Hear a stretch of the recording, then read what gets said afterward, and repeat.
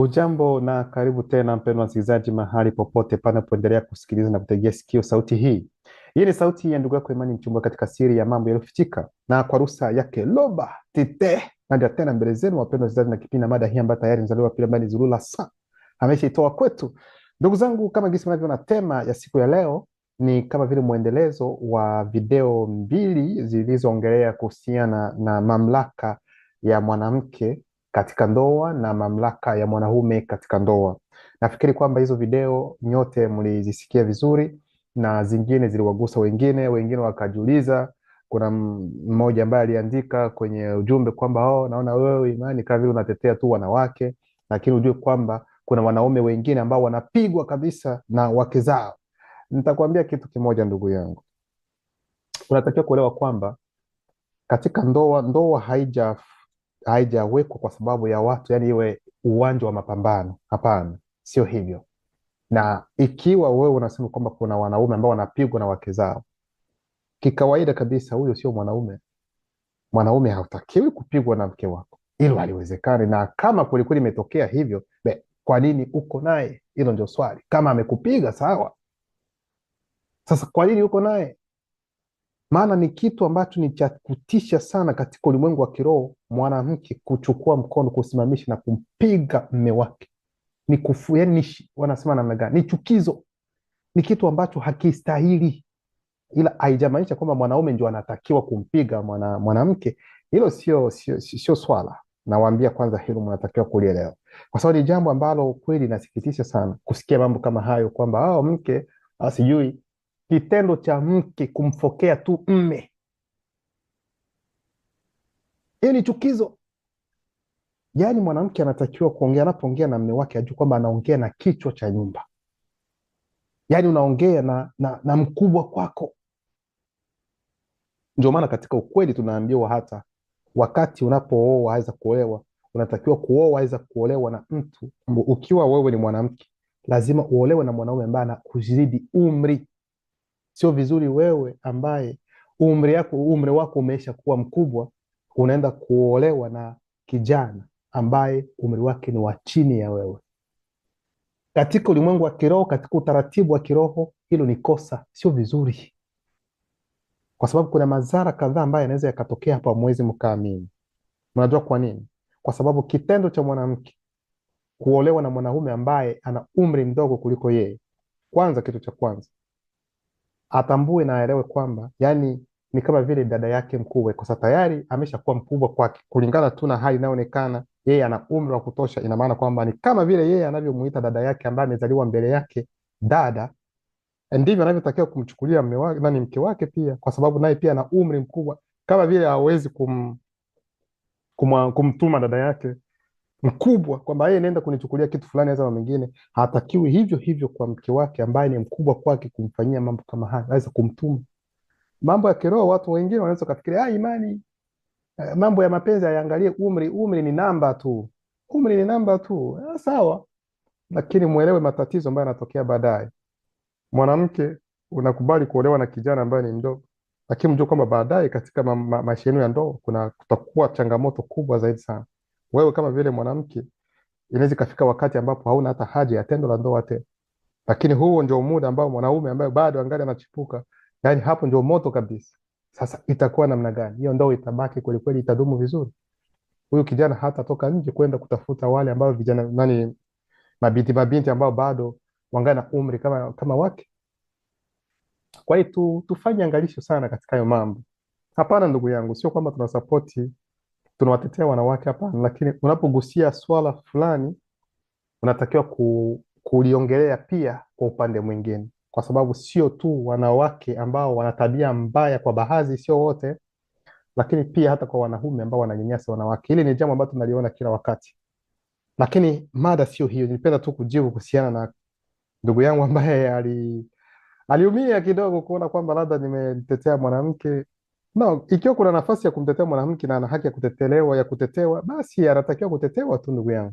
Na ikiwa nafasi ya kumwonyesha kwamba no, hili amefanya vibaya, na tunaonyesha hivyo hivyo. Hata kwa mwanaume ikiwa anatetewa, anatakiwa kutetewa tu, na kama kuna nafasi ambapo ameenda tofauti, basi tunaongea kama gisi kile Unajua, sisi katika ukweli huu ndio mtaona utofauti kati ya ukweli huu na huu uongo ambao mnaupata katika hizo dini mikanganyiko ambayo inajaa huko. Hapa tuko katika ukweli, uhalisia wa mambo kama jinsi yalivyokuwa tangu hapo awali, ndugu zangu. Basi temi nasema katika kina cha ndoa, yaani tunaingia sasa katika vilindi kabisa vya ndoa, ili tuende kugusia mambo mengine ambayo walio wengi hawayajui yanatendeka namna gani. Ndio maana muwe makini sana, kwa sababu haya mafundisho lengo ni kwamba kuwasaidia wale ambao tayari wako katika ndoa, na zaidi sana pia kuwasaidia wale ambao bado hawajakuwa katika ndoa, ambao wanatamani kuingia katika ndoa. Ni vema kutambua haya mambo kwanza kabla ya kuingia, kwa sababu mambo kama haya katika tamaduni nyingi sana, katika kabila nyingi sana, zaidi sana kwetu wase ambao wataita Afrika, hatuongelei mambo ya ndoa. Watu hawaandaliwi vizuri kuhusiana na swala la ndoa, mambo yako namna gani. Sasa ndio maana utakuta watu wapo, lakini wanafikiri kwamba mwanamke ni wa kufanya hivi, yeye ndio wa kufanya hivi. Mwanamke naye pia hajui hata naye pia anaweza akafanya kitu gani kwa mume wake, yaani hivyo hivyo. Sasa hapa sisi tumeingia katika shule ambayo ni shule ya kwanza kati ya shule zote ambazo zinapatikana katika dunia, kwa sababu hapa tuko katika uhalisia wenyewe, na mwalimu wetu yeye anatoka nje ya uwepo sio kuwepo, hatoki katika dunia hii. Hakuna mtu ambaye anaweza kasimama kusema kwamba alimfunza kitu fulani, alimfundisha hiki. Hilo halipo, kwa sababu yeye ni mwalimu. Kabla ya kila kitu kuwepo, yeye yuko nje ya uwepo usiokuwepo. Na uwepo usiokuwepo ni nini? Ni kutokuwepo kwa uwepo. Bon, tutaingia katika China kabisa, katika kina aiza vilindi kama kisi unaweza ukasema vya ndoa. Angalieni sasa ndugu zangu, tutaingia katika vitabu hivi viwili. Hapa tuko na demonolojia na hapa tuko na Karata Ndemsi. Hivi vitabu ndivyo vitaenda kutuelezea vinaweza kina kabisa cha ndoa, mambo mengine ambayo unatakiwa kuyapata. Kipengele cha kwanza kama gisi unavyojua ni kuhusiana na ushauri katika kuanza ndoa, yaani ushauri kwa wale ambao wanaojitayarisha kuingia katika ndoa, lakini pia kwa wale ambao tayari wamo, wajue ni nini ambacho kinatendeka. Ikiwa wakiona hali hii, waelewe kwamba hapa kuna hili ambalo tayari limeshatufikia. Ndio maana tunaenda katika kitabu cha Demonolojia sura yake ya kwanza mstari wa 257 hadi 260. Inasema hivi kwamba kuhusu mambo ya kina kuhusiana na ndoa, si vizuri kwa mwanamume anayenenda sawasawa na neno kuachana ndoa na mwanamke ambaye pia anaenenda sawasawa na neno. Kwa hiyo anaanza kusema hapa, demonolojia inaanza kutueleza kwamba sio vizuri kwa mwanamume ambaye anatembea kulingana na neno la lugha, kulingana na ukweli halisi.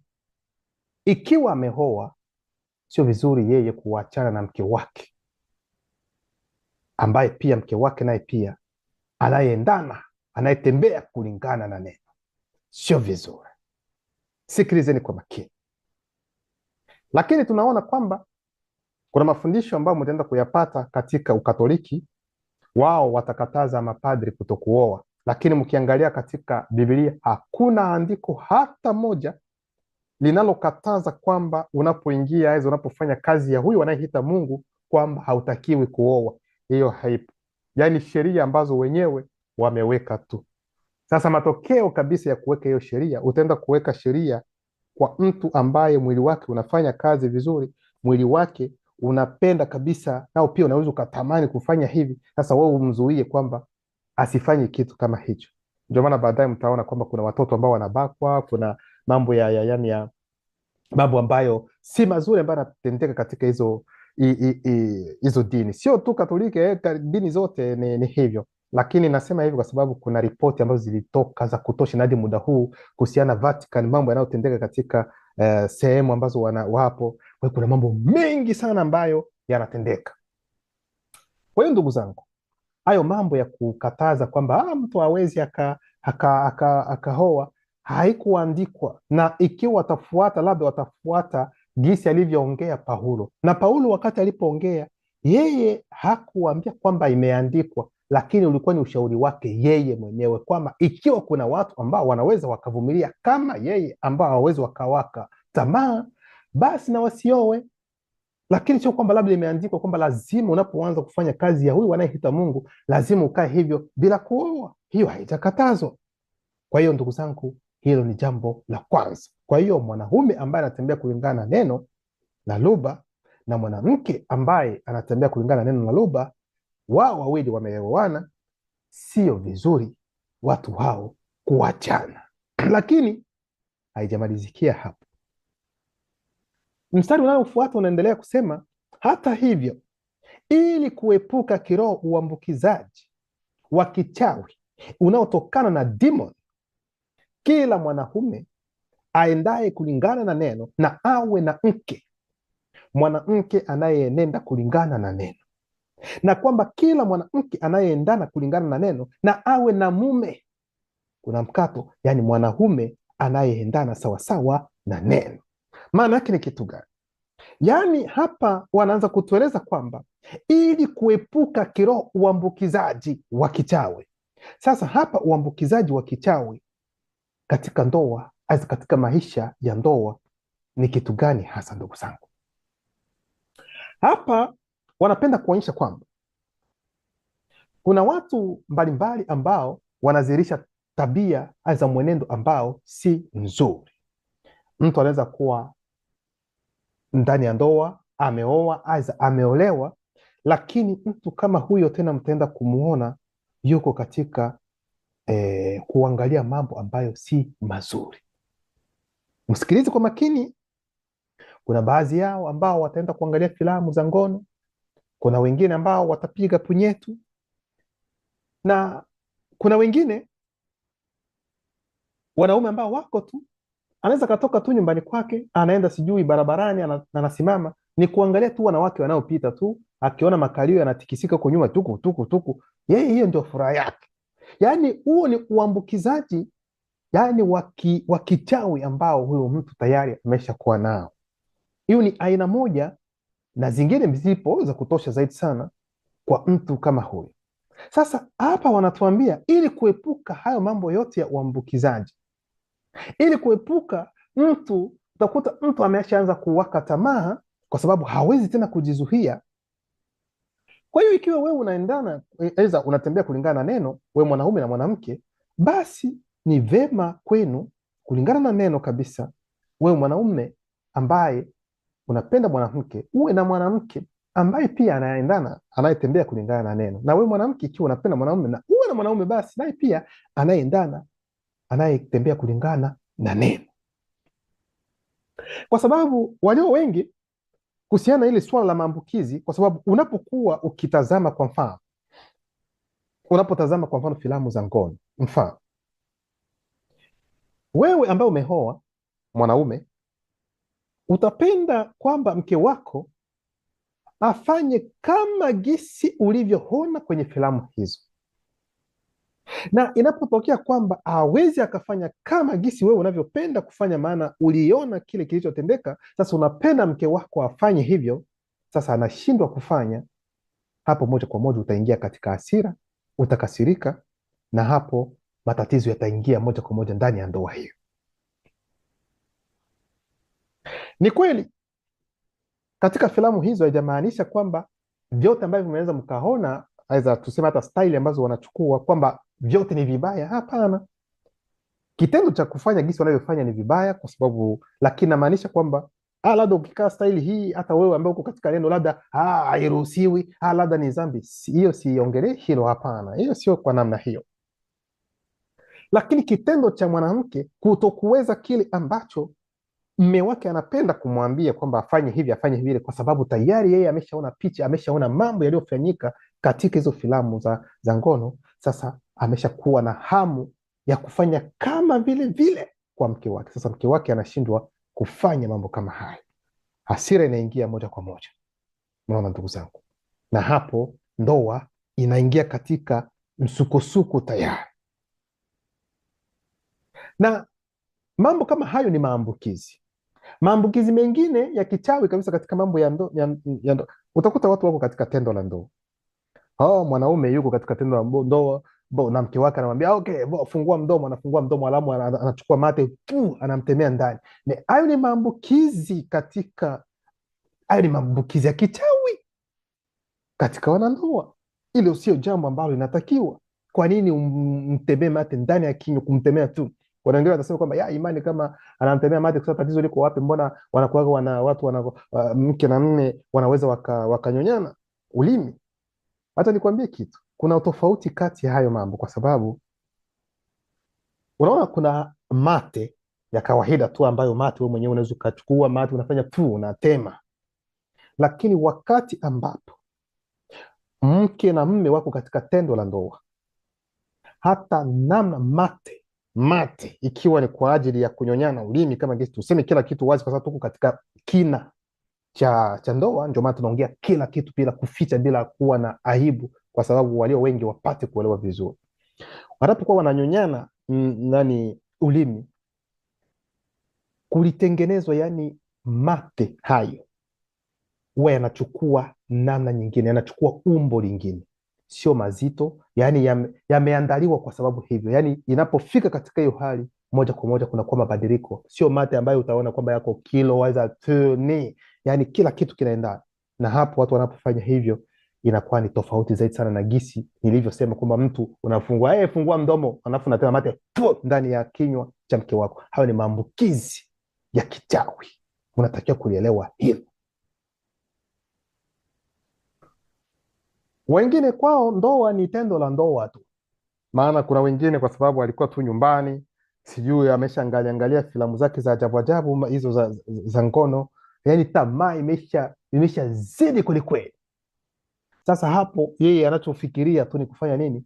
Ni apate mke tu na awe tu kila wakati. Lakini nawaambia kama ndugu zangu, ikiwa hilo tu litakuwa lengo tu la wewe kuoa mke kwa sababu ya boom boom boom kila wakati tu hivyo tu, kama hilo ndio lengo, utashindwa.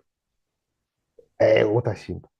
Sijasema kwamba ni mbaya, kwa sababu tendo la ndoa ni kwa asilimia ni zaidi ya 50 hata 80 hata kabisa muhimu kabisa katika ndoa. Hilo sijakataa, hiyo ni kweli.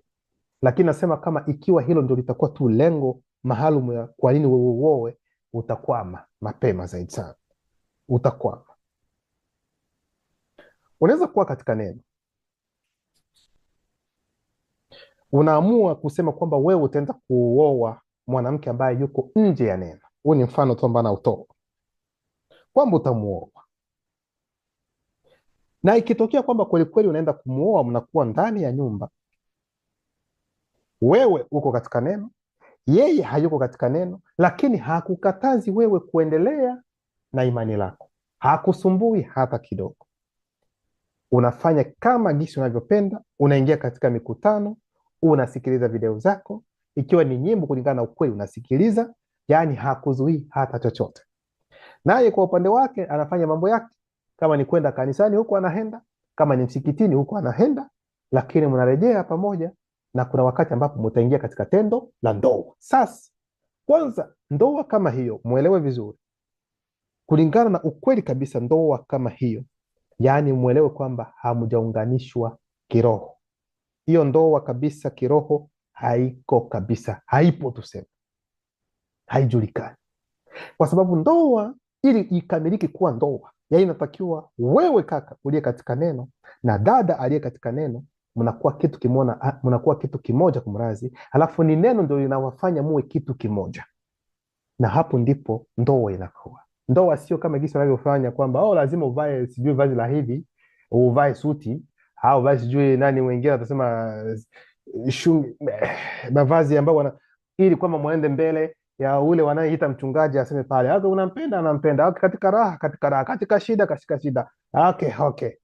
Alafu wanavaana mapete, watu ndoa. Hiyo sio ndoa, huo ni mchezo. Na ndio maana utakuta baada ya siku 2-3 boom, wale waliosema kwamba hadi mwisho wa maisha ndoa zinaharibika, kwa sababu hakuna muungano wa neno katika hizo ndoa zote ambazo zinafanyika. Kwa hiyo nikupenda kusema kwamba ndoa zote ambazo mnaona kwamba zinafungwa sijui makanisani, hizo sio ndoa, hizo hazijulikani kabisa katika ulimwengu wa kiroho. Inawaambia, inaweza kawaumiza, lakini ukweli ninawaambia, kwa sababu hao wanaosema kwamba wanafungisha ndoa wenyewe hawako katika ukweli. Ni wajanja tu huo ambao ni majambazi, sijui wanakuja tu kuwaibia pesa zenu, mnaweka sadaka, mnaweka sehemu za 10, wako pale tu wanakuja pale. Na kuna wakati hata wenyewe unapopenda kuoa, wenyewe tena ndio wataweka ugumu kwa sababu wapendi. No, huyu labda yuko hivi, hauwezi wewe mwanaume hauwezi ukafanya, kwa sababu yeye anajua kwamba anapenda huyu mwanamke. Yeye ndio anapenda kila wakati au analala naye. Haya mambo yote yanatendeka huko mliko. Lakini mnaweza mkawa kwa kweli, unaweza kuwa katika neno, mke wako hayuko katika neno, aidha mume wako hayuko katika neno. Mnaweza mkafanya ndoa, aidha mnafunga ndoa ya kiserikali. Sawa, hapo mmefungwa tu ni kimwili, lakini kiroho hiyo ndoa haijulikani. Sasa tatizo linatoka wapi ndugu zangu? Sikilizeni kwa makini. Tatizo lipo kwamba wewe tayari umekubali ukweli. Ina maana kwamba neno linakuosha, unakuwa safi. Na unapokuwa safi, wakati unapoenda kwenye tendo la ndoa na mke wako ambaye yeye hayuko chini ya uongozi, ulinzi wa neno, yani mnapoingia katika tendo la ndoa, moja kwa moja unakuwa tena najisi kwa wakati huo. Mnasikiliza? Yani unakuwa najisi tena kwa wakati huo, moja kwa moja direct. Kwa hiyo namna yako ya kuendelea katika ukweli utakuwa na ugumu, itakuwa ni vigumu. Utakuwa unapanda unashuka, unapanda unashuka, unapanda unashuka, kwa sababu demon zitapitia mke wako huyu ambaye hayuko katika neno. Aidha kama ni mme ndio aliye ambaye hayuko katika neno, yani demon zitapitia huyu mwanaume ili wewe mwanamke uliye katika neno, yani upate kusonga kwa taabu, hadi unapata ugumu zaidi sana. Kuna mara unapanda, kuna mara unashuka, kwa sababu hizo demon zitapata nafasi kupitia mke wako, aidha mume wako ambaye hayuko katika neno, ambaye hana ulinzi wa neno, na hapo ndio wataingia sasa ili kukumaliza wewe, ili kukupata wewe. Anatafuta nishati yako zaidi sana. Hilo mlielewe vizuri ndugu zangu. Kwa hiyo ndoa, ikiwa umeoa uko na mke wako, ulimpatia mafundisho, angalia neno hili, yeye hajali, hapendi kabisa, yani hafuatilii hata kidogo, yuko katika dini zake huko, mambo mengine. Kweli, ikiwa hajakukataza, ikiwa hajakusumbua kuhusiana na imani lako, mnaweza mkakaa kama unapenda, lakini ujue kwamba hiyo ndoa haijulikani. Na mkisema kwamba mtaamua kuachana, hilo katika ulimwengu wa kiroho haijulikani, hiyo ndoa yenu haipo tu, tuseme. Kwa hiyo ni wewe mwenyewe kubaki aidha kutokubaki, yani ni kupenda kwako. Nafikiri hapa ieleweke vizuri na watu waelewe. Sasa kitu ambacho demon zinatafuta hasa zaidi sana ni kwa wale ambao kama sisi ambao tuko katika neno, ambao tumekubali ukweli, kwa sababu wanajua vizuri kwamba mwanaume aidha hata mwanamke aliye katika neno na anayetembea kulingana na ukweli, anapokuwa anatii sheria za neno, yani hata demon za kike ikiwa ni mwanaume zitakuwa kila mara kumfuatilia huyu mwanaume, ili kwamba angalau wampate kupitia, inaweza kawa hata kupitia mwanamke mwingine, ambapo wanaweza wakamshawishi hata mwanamke mwingine ili aje kutongoze na afanye kile ambacho anaweza kafanya, ili kwamba akushike na mwende kufanya tendo. Na wakati unapofanya tendo, wanakokota nishati yako, na hiyo nishati ndio wanaitamani zaidi sana, ili kuendelea kufanya mambo yao ambayo si mazuri katika dunia hii. Na kama hawatapata hivyo, watakujia hata usiku katika ndoto. Anaweza kachukua mwonekano wa mwanamke fulani ambaye labda unamfahamu, aidha anaweza kuwa ni mfanyakazi mwenzako, anakuja usiku, wewe utaona hivyo. Kuna wengine anakuja kulala na wewe, unafikiri ilikuwa ni ndoto, na kumbe ni demon yenyewe ambayo ilichukua umbo la huyo ili kuja kulala na wewe na kuchukua nishati. Lakini demon haiwezi kaja hivyo kama hujafungua mlango. Lazima wanaweza wakajaribu, lakini mlango unapokuwa wazi ndipo wanaweza kutekeleza za kufanya hicho kitu ambacho si kizuri. Kwa hiyo wao wanatafuta kweli kweli wote walio katika neno, waliokubali ukweli, kwa sababu kwao wanaona kuna mwanga ambao upo, na huo mwanga lazima upate kuzimwa. Huo mwanga lazima uzimwe. Hicho ndio kitu ambacho wanakipenda, yani sijui niseme namna gani.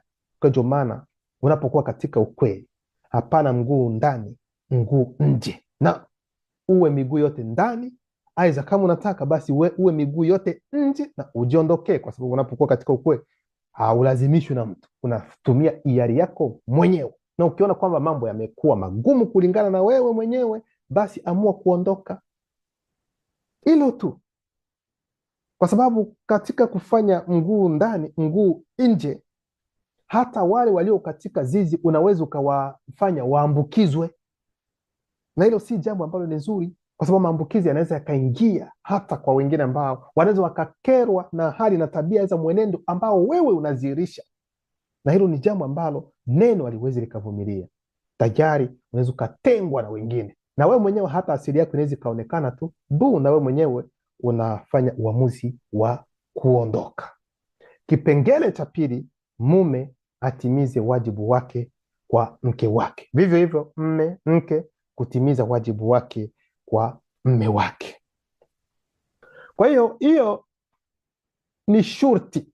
Hapa tutaenda kusoma, sio kwamba unapewa pendekezo, no.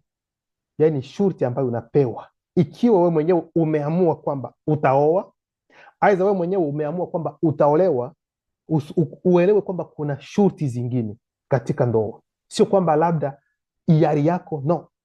Hiari yako umeifanya kwa kuolewa, aidha kutokuolewa. Sasa ukikubali kuolewa, aidha ukikubali kuoa, ujue kwamba kuna mashurti aidha masharti ambayo unatakiwa pia kutekeleza, na hayo tutaenda kuyaona baadhi yake hapa. Ndio maana nawaambia kwamba hii tuko kwenye kina zaidi, aidha china la ndoa, yaani kwenye vilindi vyenyewe vya ndoa, ili mjue mambo ya ndoa yanatendeka namna gani. Ndio maana mstari wa 259 nasema mume atimize wajibu wake kama mume kwa kumpa mke wake mapenzi anayowiwa nayo. Kuna mabano, yaani kumpenda, kumuunga mkono, kumfikiria, kumpongeza, kumlinda, kuwa mwaminifu kwake, kumtunza. Tunafunga mabano na kwamba mke atende vivyo hivyo kwa mumewe. Kuna mabano, yaani kumheshimu, kumpenda, kumtuliza, kubaki mwaminifu kwake, kumuunga mkono. Tunafunga mabano, kutokuwa na mwiko katika mazungumzo. Tutaenda kwanza mstari kwa mstari ili mwende kupenya. Loba sasa anasema hivi, demonolojia inatuambia mume atimize wajibu wake kama mume kwa kumpa mke wake mapenzi anayowiwa nayo. Maana yake ni nini? Hapa mwanaume hawakuombi maoni yako, hawakuelezi kwamba unaweza, no. Hapa ni shurti kwamba unatakiwa, kwa sababu umeamua kuoa, basi uelewe kwamba mke wako, yaani ni wajibu kwako wewe kumpa mapenzi anayostahili yeye. Kwanza unatakiwa kumpenda, sio kwa unafiki, na upendo uwe kulingana na ukweli. Unamuunga mkono ikiwa anaweza kuwa hata na mawazo fulani, kuanzisha kwa mfano mradi fulani aweza nini, mnaangalia pamoja, unamuunga mkono, lakini haimaanishi kwamba unaweza ukamuunga mkono kwa kila kitu ambacho unapenda kufanya. Hapana, lakini kila kitu kinawekwa mezani, mnazungumza, mnaangalia mazuri na mabaya, aidha kile ambacho kinaweza kufanya kwamba msisonge, mnafanya hivyo. Kwa hiyo kumsupport katika namna hiyo. Lakini pia unasema kwamba unatakiwa pia kumfikiria, kwa sababu ikiwa ni mke wako, ni yeye ndiye anayetakiwa kila mara kufikiria katika maisha yako ya ndoa. Haijamaanisha kwamba uweze ukafikiria watu wengine, no, lakini ikiwa inaongelewa kuhusiana na yeye, hicho ndio kitu ambacho kipo. Lakini pia kumpongeza, maana kuna wanaume wengi walio wengi wanashindwa kuwapongeza wake zao. Mke anaweza akafanya kitu ambacho ni kizuri, amefanya kitu ambacho kiko muhimu kabisa, lakini hata kumpongeza hawezi akampongeza. Hapo umefanya vizuri. Hata chakula, mwanamke anaweza akapika chakula leo, anakuwekea pale mezani, unaona kweli, wow, kiko kitamu, ni kizuri, mpongeze, mpatie pongezi, ili kwamba naye pia ajue kwamba kumbe nimefanya vizuri, basi kwa hiyo nitajitahidi ili kwa wakati mwingine tena nipate kupika chakula ambacho kiko tena kizuri tena zaidi ya hiki. Na hapo mke naye pia ataona kwamba anapata thamani, anathaminiwa na mume wake, na hilo ndio jambo ambalo ni nzuri. Ndugu zangu, unampongeza, lakini pia kumlinda, kwa sababu ikiwa kunatokea kitu fulani, moja kwa moja hujajua tatizo ni nini, au unaambiwa mke wako amefanya hivi au hujajua mambo yameanza wapi na wapi, tayari umeshaanza moja kwa moja wewe pia, wewe mwanamke mbaya, wewe ni hivi, mimi sijui no. Unatakiwa kwanza kutuliza, mweke mke wako chini, ni kama vile ulinzi ambao unafanya nini, bwana, mwache, ni nini tatizo, ni kitu gani? Alafu wewe unazungumza na mke wako, kuna kitu gani ambacho kinatendeka, ni nini ambacho kinaendelea? Je, haya mambo ambayo wanaongea kweli zidi yako unaweza kuwa kweli za namna gani? Hivyo ndivyo inavyotakiwa. Lakini pia unaomba kuwa mwaminifu kwake, kuwa mwaminifu katika kila jambo. Ina maana kwamba unaweza ukawa mwaminifu kwa sababu yeye ni mke wako, hautakiwi kwenda nje ya ndoa. Unaona ndugu zangu, na kwenye video moja ambayo imepita nimesema kuhusiana na wanawake, video moja ambayo nilikuta kwenye mtandao wa kijamii, ambao mwanamke anasema kwamba mwanamke ambaye ana akili timamu, ambaye yuko sawa kabisa, hawezi akaridhishwa, hawezi kutoshelezwa na mwanamke huyo mmoja. Nikasema huyu mwanamke hayuko sawa katika kichwa chake, kwa sababu asiweke wanaume wote katika sahani moja, maana kuna wanaume na wanaume. Yes, hilo linatakiwa kueleweka.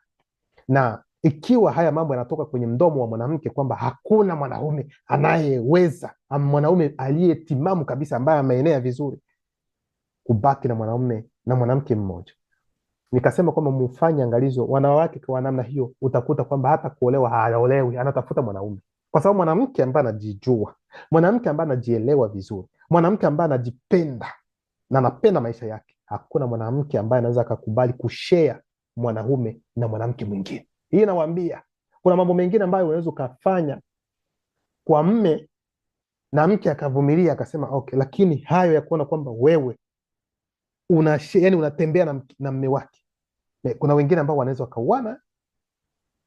Sasa ndio utakuta mwanamke ambaye hayuko sawa anakuja kusimama tu kwamba hakuna yeye mwenyewe huyu mwambie awe tayari na mme. Sasa alafu huyu mme kuje mwanamke mwingine anasema kwamba ulikuwa unasema hivi kwenye video kwamba kwa hiyo nakuja kushare na mme wako, kama atakuwa wa kwanza kukubali mambo kama haya. Na nikasema kwamba kuna mambo mengine kuhusiana na swala la kuoa wake zaidi ya mmoja. Sio kwamba wanawake hao ambao wanapata sijui mke wa pili, mke wa tatu, kwamba labda wao wanafurahi. Hii nawaambia muwe makini, mnaweza mkawaulizia, lakini ni kwa sababu ni sheria zingine, na kuna sio sheria, lakini ni mambo ambayo yamewekwa ya dini. Unaona, dini inaruhusu kwamba mtu anaweza akawa na wake zaidi ya mmoja, lakini sio lazima. Dini haijalazimisha mtu kwamba lazima lakini wengine wanaichukulia kama vile lazima. Na hapo kuna sheria zingine ambazo ziko hapo ambazo wao waziangalie, kwa sababu unapokuwa na wake wawili unatakiwa kuwapenda kwa asilimia, kama ni 50 ni 50 wote. Unaona hicho kitu, ikiwa ni kumpatia huyu na hivi, yani upendo wako usipite zaidi ya mwingine, na hilo ni kwa mtu ni kitu ambacho hakiwezekani. Halafu wanaambiwa kama hauwezi hivyo, sio vizuri kuwa na wake zaidi ya mmoja, lakini tofauti ni hivyo.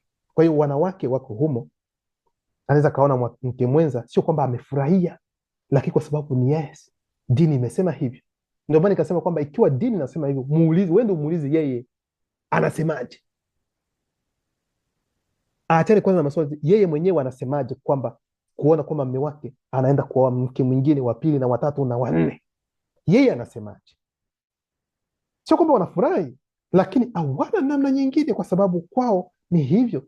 Lakini mwanaume halazimishwi. Kuna wengine ambao wako katika hizo dini, lakini ana mke mmoja tu, sio wawili, sio watatu, au wanne, no, mmoja tu, kwa sababu wanajua unaweza, lakini sio lazima. Kwa hiyo unatakiwa kuwa mwaminifu, lakini pia kumtunza mke wako. Unajua mwanamke ni mwanamke, anatakiwa kutunzwa. Kuna wakati fulani nilikuwa bado huko Afrika Wase, kuna mwalimu mmoja, yeye alikuwa na namna yake ya kuvaa mavazi bwana, sio kwamba ni mavazi ya uchafu, no, mavazi tu ya kawaida tu nini, lakini huyu jamaa alikuwa anafanya jitihada. Unapoona mke wake, yani alikuwa anamvisha, kumvisha kweli kweli, yes, kumnunulia mavazi, yani anakuwa mzuri, yani anapendeza vizuri kabisa. Lakini unapoona mwanaume alafu unaweza ukaangalia hivi unasema huyu ndio mme na mke ndio huyu, mbona kama vile hawaenda. Lakini hiyo nayo sio sawa, kwa sababu utampandisha mwenzako alafu unabaki huku wengine walio na macho watachukua. Hayo ni mambo mengine. Kwa hiyo haya mambo yalikuwepo. Kwa hiyo unatakiwa kumtunza mke wako, mnunulie. Ikiwa unaona kwamba kuna vazi ambalo hautaki yeye avae, unaweza mwenyewe ukaenda naye dukani, unamwambia bwana, chagua kwanza hii hapa, hii mimi naona hii itakuwa vizuri, itaendana na wewe vizuri, jipime kwanza tuone. Anajipima, sumama, haiko sawa, unamlipia pale, mnaenda nyumba. Hivyo ndivyo na mtunze, lakini huu ni upande wa mwanaume. Lakini pia kwa mke, na kwamba mke atende vivyo hivyo kwa mumewe, yaani kumheshimu mme wake, kumpenda mme wake, kumtuliza mme wake, kubaki mwaminifu kwake na kumuunga mkono. Haya mambo pia kwa mke, naye pia anatakiwa kutimiza haya mambo, kwa sababu sio tu kwa mwanaume tu, bali hata mwanamke naye pia, haya mambo yote ambayo nimeongea, mke naye pia anatakiwa kufanya hivyo. Sijui kama mnaelewa hilo ndugu zangu. Lakini wanamalizia kusema kutokuwa na mwiko katika mazungumzo. Kutokuwa na mwiko katika mazungumzo ni nini? Kusiwe kitu ambacho kwenu ni kigumu kukiongea, kwa sababu labda aibu, aidha labda nikiongea hiki kwa mwenzangu yeye atajihisi vibaya. Hapo ndio mnaharibu ndoa. Maana ukiona kitu ambacho si kizuri kwa mwenzako, unafunga. Utaona kitu cha pili, unafunga ndani mwako, cha tatu unafunga, na hapo usifikiri kwamba vinaenda kujazana, vinajazana. Sasa wakati ambavyo vitatoka nje, kila kitu kinaharibika. Kwa sababu ndio maana unapoona kitu, kwa sababu mimi nashangaa watu, mke na mme mko ndani ya nyumba, mnapofanya tendo la ndoa, mnatoa mavazi yote, mko uchi nyote. Labda kwa wale ambao wanafanya na mavazi wamevaa sijui hapo hakuna aibu, unafanya kila kitu. Sasa inakuwa namna gani mambo tu ya kuongea sasa mengine tu unahisi aibu kuliko hata kile ambacho mungetakiwa hata kuhisi aibu? Kwa namna gani? Kwa nini? Ikiwa unaona kwamba mwenzako katika tendo la ndoa afanye kama gisi unavyotaka kufanya, kwa mfano unaweza ukamwambia, ukamwelekeza kwamba lakini kwa namna hii ambayo unafanya bwana, mimi naona kwamba ungekuwa labda ujitahidi kufanya hivi na hivi. Unamwonyesha, unaweza ukasaidia ni hivyo. Yani kusiwe na mwiko katika ndoa, kusiwe na mwiko kati yenu, yani msione aibu unapoongelea mambo yenu hata ya ndani, na hicho ndio kitu ambacho mnatakiwa kukielewa. Ndio maana mstari unaofuata nasema, mke asiache mlango wazi kwa dimoni mbweha, kwa maana hatakiwi kufanya apendavyo kwa mwili wake kwa kujishikashika sehemu zake za siri ili apate raha. Ni mume wake pekee ndiye anayeweza kumfanyia. Maana yake ni nini? Yaani mwanamke, kwa mfano mume wako ameenda safarini, sijui hayupo, labda yuko kazini. Sasa ukajiishi kwamba labda una hamu waza nini. Sasa wewe ndio huyu unaingia sijui chumbani, aza wapi, aza sijui mnaenda mkafanya wapi sijui, unaanza kujigusagusa sehemu zako za siri ili kujipatia raha. Sio vizuri, sio vizuri. Kwa nini? Kwa sababu demon zilizo katika hicho kitengo zinaweza kukufunulia bila kuziona, zinaweza kukufunulia kitu katika mwili wako, sehemu ambapo unaweza ukajigusa. Sikilizeni kwa makini. Kuna sehemu ambapo unaweza ukajigusa ambayo itata kufungua namna nyingine ya raha ambayo haujawahi kuhisi, na hiyo sehemu hata mme wako hakugusi namna gani, utahisi kwamba hakugusi tu, kwa sababu hakugusa sehemu ile ambayo anatakiwa kugusa. Na ikiwa hafanyi hivyo, wewe utakuwa na hasira, na kama sio hasira, utakimbilia kujigusa wewe mwenyewe. Yaani hapo moja kwa moja umimi unaingia. Sijui kama mnaelewa hilo. Ndio maana hata wanawake na wanaume pia sio vizuri kama gisi mnavyofanya. Utakuta mwanaume yuko inchi fulani, mke yuko inchi fulani, mnasema fungua video tuanze kuonana, kaa hivi, weka miguu hivi, mnaanza kuonana. Yani jiguse, yuko huko. Mtu anasema tatizo liko wapi? Si ni mke wangu. Tatizo liko wapi? Si ni mme wangu. Tunafanya hivi kwa ajili yuko mbali na mimi niko mbali. Angalisho, yani hiyo ni hatari ambayo umeshajichukulia tayari. Nitawaambia kuna mambo mawili makubwa tena ya ajabu. Sikilizeni. Cha kwanza, Nimekigusa hapa, nimekigusia, maana ni afadhali mume mwenyewe awe anakugusa, kwa sababu yeye anapokugusa, yes, anakugusa. Sasa wewe ukijigusa na ukaridhika kwa namna ambayo wewe mwenyewe umejigusa, inatakiwa mume naye pia afanye kama jinsi unavyofanya ili akuridhishe, ili afanye kwamba upate hiyo raha. Sasa asipofanya hivyo, matatizo yanaingia. Hicho ni kitu cha kwanza. Cha pili, mnapokuwa kwenye screen, kwa mfano iwe WhatsApp, mko mnaonyeshana sehemu zenu za siri, huyu anafanya hivi, wengine wanapiga punyeto hivi, tuangalie afanya hivyo ili punyeto ipigwe. Mwewe mnafikiri kwamba mnaonana nyinyi wawili, lakini mjue kwamba nyuma kuna watu wako hivi ambao wanaona, wanatazama video zenu. Kwa sababu mwelewa kwamba, twende kwa mfano kama ni WhatsApp ambapo mnaongea, unajua kwamba msifikiri kwamba wewe na mume wako tu ndio mko tu mnaonana. Mjue kwamba WhatsApp ni ya watu ambao walitengeneza hiyo, na ili kwamba hiyo image zenu zote zinapita kwenye vyuma vyao yani wako na maskrini ambazo wanazo ili kupitisha hizo image zote zipite. Wewe unaona pale, wengine wanatazama gisi mnavyofanya bila nyenye kujua, kwa sababu hiyo WhatsApp msifikiri kwamba inapita tu inaenda tu hivi na hivi, no. Yani image zenu zinapita sehemu ili zikufikie, ili zimfikie mwingine. Ni kama vile simu, unaweza ukampigia mtu simu, mtu unatafuta, alafu kunasikia sauti, mteja unayetafuta hapatikani. Unajuaje kwamba hapatikani? Kwa sababu ni wao ndio wanachunguza, wanaona kwamba haupo hayuko kwenye network. Kwa hiyo inapita kwanza, na ndio maana hata mazungumzo mnaweza mkazungumza kwenye simu, na hayo mazungumzo wanaweza wakarekodi mazungumzo. Ndio maana katika wakati huu utakuta mtu amefanya mambo kama hayo, yuko mnaona haya mambo ambayo yanatokea ma sex tape kwa mfano, gisi wanavyosema sex tape kila wakati. Haya mambo mengine kweli, kuna wengine ambao baadhi wanajirekodi wenyewe, wanafanya hivi, wanatuma. Lakini kuna mambo mengine ambayo yanaweza katokea wenyewe, wenye mitandao wanaweza wakafanya hivyo, na kama ikitokea kwa mfano nataka kugombea kwa mfano sehemu fulani, wanarusha video moja ya kwako, papo wanasema huyu ndio mnataka kugombea, angalia hali yake, inakuharibia kila kitu. Mnaona? Sasa huyu ataanza kusema atakuwa labda huyu mwanamke tu, mwanamke asema labda alikuwa huyu mwanaume mnaanza kutafuta ni nani alirekodi, nani, mbona mimi sikuwa na hili matatizo. Kwa hiyo angalisho sana kwa mambo mnayoyafanya.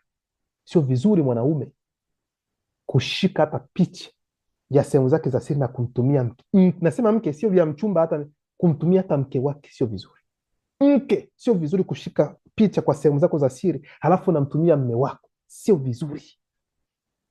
Acha kujifariji kusema kwamba si ni mme wangu tu, acha, stop, sio vizuri. Na ikitokea kwa mfano unamtumia hivi, anazihifadhi, wakati mnaachana zote anaweka hewani, so unazalilika. Wengine wanakunywa sumu, wengine wanajiua, wengine wanajinyonga.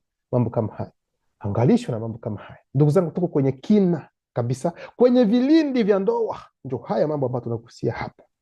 Kwa hiyo wanatuambia kwamba mke asiache mlango wazi kwa demoni mbweha, kwa maana hatakiwi kufanya apendavyo kwa mwili wake kwa kujishikashika sehemu zake za siri ili apate raha.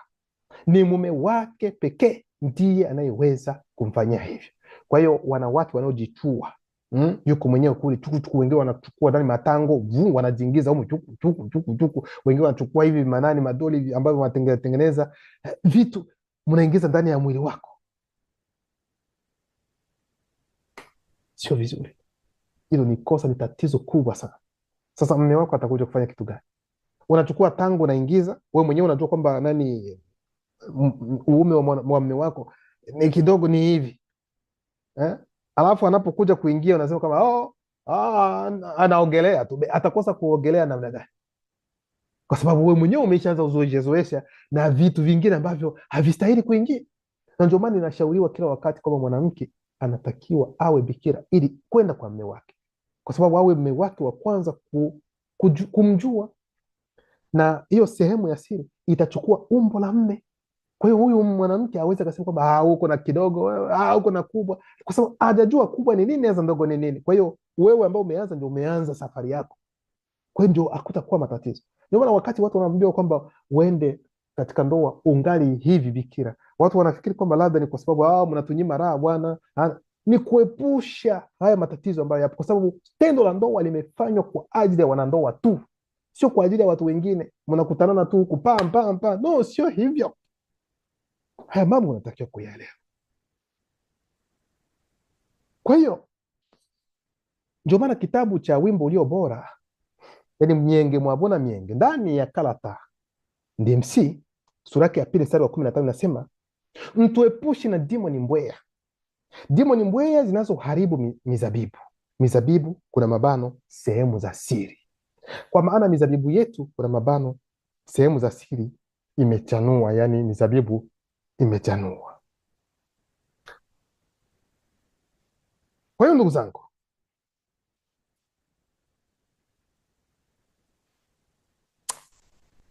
kuna mambo ambayo yanatendeka sana katika ndoa na ambayo watu walio wengi hawaelewi. Wengine wanafikiri tu kwamba ndoa, nitanunulia tu vazi bwana. Kuna mwanaume mwingine anaweza kusema, kuna kitu gani ambacho mimi nakukosesha? Kama ni mavazi na kununulia, kama ni chakula unakula, sasa tatizo lako ni nini? Unaweza ukafanya hivyo, lakini kama ni mke wako wa ndoa, unaweza ukampatia vyote hivi, lakini kama hauko sawa katika tendo la ndoa, bwana, hapo mtakuwa na vurugu kila wakati. Na ndio maana nawaambia, kuna wanawake wengine ambao utawasikia mume wake anaposema, huyu mwanaume ni wajabu, yaani kila wakati yeye anapenda tu tendo tu, kila wakati anapenda tendo. Hatuwezi tukakaa tu hivi tu, watu wameoana tu. Umekuja katika ndoa kwa sababu ya kukaa tu hivyo tu? Yeye ni kaka yako? No, tendo la ndoa ni muhimu sana katika ndoa. Amewia kama sio hivyo, kwa nini pia umeolewa? Sasa utakuja kuangaliana tu hivi kwenye uso, mko kaka na dada, alafu baadaye inakuwa namna gani? No, hapana. Lakini tutaenda polepole, kwa sababu wengine wanaweza kusema kwamba tunaona imani, afadhali wewe umesema hivi. Tutaenda polepole. Katika Kalata ya Mukaisidi, kitabu cha siri cha nabii Daniel, sura yake ya kwanza sura 795 hadi 796 inasema, kwa sababu punyeto ni mlango pia wa mbedu ma midima bobe, yani dimoni mbweha, ndio zinaitwa mbedu ma midima bobe, ndio dimoni mbweha ambazo pia uzuru kiroho. Hizo demoni zinazuru kidogo kuhusiana nini? Na kupiga punyeto. Maana walio wengi wanafikiri kwamba mambo ya kupiga punyeto kwamba ni kawaida, kwamba mimi nafanya hivyo, sina tatizo, siende kwa malaya, siendi kutafuta wengine, siharibu pesa zangu, kwa hiyo mimi napiga tu punyeto mimi mwenyewe nini. Wanaongea hivyo, alafu wanajisifu, wanaona kwamba wako sawa. Unajaribu mwenyewe, yani hata kimwili hautakuwa sawa, nafsi yako haitakuwa sawa, roho yako haitakuwa sawa. Na ndio maana utakuta wengine unaweza ukawa kama vile zezeta tu, kama ujue mambo kama hayo, kwa sababu yanapita hapa. Maana mtu anayefanya mambo kama hayo, yani anatafakari, nafikiria hata mara mbili kuliko hata mtu ambaye anafanya tu tendo la ndoa na mke wake, kwa sababu utaingiza image, picha ya mwingine ndani mwako, alafu utafanya na hiyo picha ambayo unafikiria. Ndugu zangu, hatari. Ndio maana nasema, kwa sababu punyeto ni mlango pia wa mbenduma madimba mbenduma mudima bobe, yani demoni mbweha ambazo pia huzuru kiroho. None la elonga yadi, none la elonga yadi. Hivyo ndivyo punyeto inavyoitwa katika lugha ya asili. Huhamasisha, huamsha na kuchochea mielekeo, yani mifunguo ambayo husababisha kujiona, yani umimi, na ambayo husumbua mwili, kukaibisha nafsi. Maana yake nini? Yani kufanya nafsi kuwa kahaba, kushusha na kunajisi roho. Hivyo ndivyo punyeto inavyofanya ndani ya mwili wa mtu. Ndio maana mtu atakuwa na umimi, yani egoism, yani umimi. Kuna mwanaume hata mwanamke anapoingia katika mambo hayo, mwanaume kupiga punyeto, mke kujichua, mfano hata akutane, yani mke akutane na mme wake, aidha mme akutane na mke wake, wanaweza wakafanya, lakini hawaliziki, lazima aende kufanya hivyo tena, kwa sababu tayari ameshaingia katika system ambayo ni ya mbaya sana. Kipengele cha 3 inavyohusu mwanaume. Mume hatakiwi pia kuacha mlango wazi kwa demoni mbwea, kwa sababu naye hatakiwi kufanya anachotaka kwa mwili wake kwa kujishikashika sehemu zake za siri ili apate raha. Ni mke wake pekee ndiye anayeweza kumfanyia hivyo. Maana yake ni nini? Kama jinsi tulivyogusia kuhusiana na mwanamke, sio vizuri kujigusagusa yeye mwenyewe katika namna ya kupenda kupata raha. Kujigusa kwa ajili ya kuosha, kufanya usafi, hiyo haijakatazwa, lakini kwa ajili ya kupata raha sio vizuri. Hata kwa mwanaume pia mambo kama hayo sio vizuri. Ni mke wako. Kama unapenda, yani mwe unasema punyeto, ni mke wako ndiye anayetakiwa kushika wewe, kukufanyia wewe, hapana wewe mwenyewe kufanya. Kwa sababu wakati utakapokuwa unajishika wewe mwenyewe, kuna namna yako ya kujishika ambayo itafanya ili kwamba hiyo raha ipate kuingia. Sasa hiyo namna wewe mwenyewe ndio unaijua ni namna gani unavyojishika ili kwamba uingie katika namna ya kupata hiyo raha. Sasa mke wako yeye akija kukugusa, hata kugusa kama gisi wewe tayari umeshazoea, na hapo utakuwa na ugumu zaidi sana wa kusoma kuendelea katika tendo, maana tayari wewe una namna yako wewe mwenyewe ya kujigusa ambayo mke wako yeye hafikii, hawezi akaweza. Katika ndoa muna mabano, mwanaume na mwanamke hawapaswi kusukumana nyuma, yani kukataa. Maana yake ni nini? Kwa sababu katika ndoa kuna wanandoa, utakuta mwanamke mme anapenda tendo, nachoka. Okay, inaweza ikaeleweka. Kesho yake nachoka, kesho kutwa nachoka, haona jinsi. Utakuta sababu zingine ambazo hazina hata mbele wala nyuma, zingine za kubuni tu, yani hataki. Sio vizuri, kwa sababu kitendo cha wewe kukataa hivi bila hata sababu za msingi zitamfungulia mme wako milango. Maana baadaye yeye muelewe kwamba muelewe kwamba tendo la ndoa ni namna ya hamu, ni kama vile chakula. Sikilizeni kwa makini. Tendo la ndoa ni kama vile chakula ambacho una hamu ya kula. Ni kama vile unavyojihisi njaa, unapenda kula. Sasa mme ameshajitayarisha kwamba yeye atakula. Sasa anakuja kwenye chakula, muelewe kwa mfano huu ni uwakilishi tu. Unasema nao sitaki. Wewe unafikiri ni kitu gani ambacho mtu ulikuwa tayari umeshaona chakula kiko hapo, mfano na hata mate imeshaanza kutoka, ili kwamba useme sasa unaambia kwamba hai bwana hauli. Sasa rudisha sasa huyo mtu arudie katika nafasi yake kama jinsi alivyokuwa kabla ya kuhisi hiyo hali. Itakuwa ni vigumu. Unaona ndugu zangu? Sasa hapo atajikokota sasa kwenda kuangalia filamu za ngono, kupiga punyetu, aiza kwenda nje kuwatafuta wanawake wengine, kwa sababu ili apate kuridhisha tamaa yake, hamu yake ambayo alikuwa nayo. Vivyo hivyo kwa mke. Mke naye ikiwa anapenda mme naye, mimi nimetoka, mimi sipo, mimi na hivi, sababu, na hiyo inaweza kufungua milango hata kwa mke pia. Lakini naendelea kusema kwamba katika ndoa ya mwanaume na mwanamke hawapaswi kusukumana nyuma, yani kukataa kwa karibu mmoja kwa mwingine, wala kimwili kwa umbali mrefu. Kuna mabano ni safari, mgao wa kazi na mengine. Maana yake ni nini? Wakati mme anapotaka kusafiri, mfano, inatakiwa mke na mme muwe pamoja, mkubaliane kwamba yes, ataenda atafanya wiki moja, 2, mwezi, muelewane, mupatane, kwa sababu kitendo cha kwenda halafu napitisha muda mwenzako huku, labda naye pia hawezi kujizuia. Hata wewe mwenyewe huko hauwezi kujizuia na tamaa ambayo inaweza kaingia huko, hauwezi kujizuia. Kwa hiyo maana mkipatana muda fulani, na katika muda mtavumiliana tu, halafu unarejea unakuwa hivi. Nafikiri wote ambao wako katika ndoa haya mambo mnayajua. Ikiwa umesafiri, umetoka hata wiki mzima, za wiki 2, wiki 3 nje na mke wako, na unaporejea nyumbani unahisi kweli ile hamu ya tendo inakuwa tena zaidi sana, kwa sababu ni muda tu kidogo hampo pamoja. Sijui kama mnaelewa hilo. Sasa hayo mambo lazima watu mnaongea kwanza, mnapatana kwamba tutafanya miezi, tutafanya wiki, aidha mnaweza mkaenda nyote pamoja. Yote inawezekana, ili kuepuka haya matatizo ambayo yanaweza kujitokeza hapo baadaye.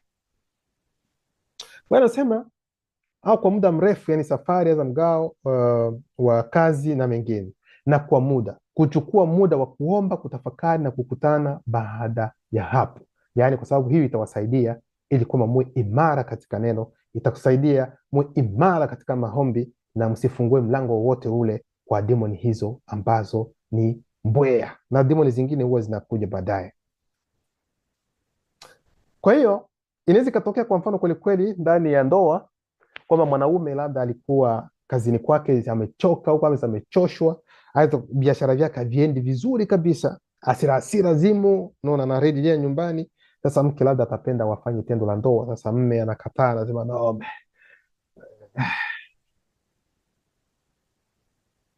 Naona kitendo cha kusema hapana, sitaki, sio vizuri. Sikilizeni kwa makini, hata mwanamke, mme wako anapokuja kwa mfano anapenda hivi, lakini unajisi umechoka na mengine, sio vizuri kusema maneno kama hayo, sitaki. Hiyo sio vizuri, hata kama hautafanya, lakini kuna namna ya kuongea. Wewe kama vile mke uwe na namna ya kuzungumza na mme wako.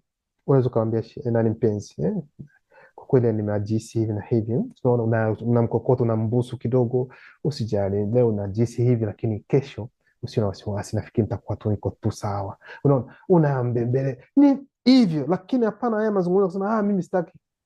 Anataka kugusa hivi, unapiga mkono, unapiga kofi yake, unapiga kamkono kake, kama kitu tunavyoona kwenye filamu ambazo wanacheza cheza. No, sio hivyo. Hilo si jambo ambalo nzuri, hapana. Hivi hivyo hata kwa mke anapokuwa na haja na mme, sio vizuri nao pia mwambie sitaki, vingine. No, ni vema kuonyesha hali, na labda unaweza kumsaidia kwa namna moja za nyingine. La sivyo ingeingia katika hatari kumrazi ya kutoweza tena kujizuia na kujitoa katika majaribu ya shetani mlima bobe, roho mbaya. Ndio maana kitabu cha Esome sura yake ya 33 mstari wa 10 nasema, usimpe shetani mlima bobe, roho mbaya, nafasi ya kutawala kupitia demoni za matukio. Unaona? Kwa hiyo kabla ya kwenda katika ndoa, ndugu zangu, ni vema kujiuliza kwa nini unaingia katika ndoa. Maana kuna wengine ambao wanasema kwamba bwana, mimi naona kwamba katika kijiji chetu ni mimi ndio nimebaki tu, wenzangu wote tayari wameshaolewa, na mimi yeyote ambaye atakuja naenda naye. Hapana, sio kwa namna hiyo ndio uende kuolewa. Waweza kuoa, usiingie katika malengo haya. Sijui mdogo wangu ameolewa, sasa na mimi ndio nimebaki, watu wataniona kwamba mimi niko namna gani? Hapana, kwa sababu unapoamua kuenda katika ndoa, sio unaenda kufanya mchezo wa kuenda kuangalia alafu unarejea nyuma. No, ndoa ni kitu lazima wewe mwenyewe ufanye uamuzi ambao ni muhimu. Kwa sababu kitu cha kwanza, ili kama unapenda mtu, usipende mtu tu kwa sababu ya maneno, kwa sababu kuna wengine wanawake, mimi najua huwa mnapenda maneno sana, naona, na sio vibaya, ndivyo mlivyoumbwa.